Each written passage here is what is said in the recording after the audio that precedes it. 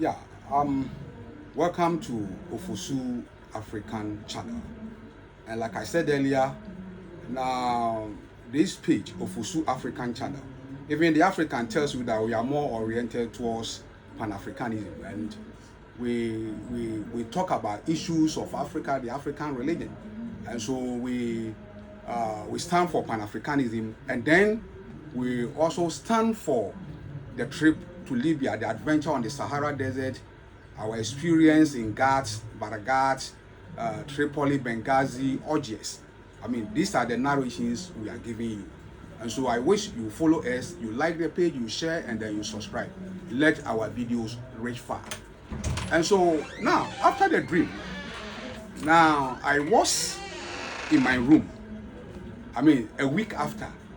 You know, what I saw in the dream was a skipping rope actually used to tie my hands.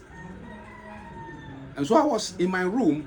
Then it occurred to me some years back, a lady bought 2 skipping ropes for me. And those 2 skipping ropes were which were used to tie my hands and legs. And so I came to my senses and then said, no, I must throw this skipping rope from I must take it out of my room, because probably, and you know, there is a lady that I have labeled as my enemy number 1 if you go through all my old videos. And this is a daughter who bought these things for me. And so I brought the skipping rope out. Now for the children to actually play with it if they like. So I give it to the children. And then there is one lady in the house now who saw those skipping ropes, and she complained about it, that those skipping ropes were so disturbing. You understand? Because I was narrating the incident to another lady in the house, and he said yes, she saw those skipping rope, and a certain lady in the house complained that those skipping rope were so disturbing, crossing her and other things.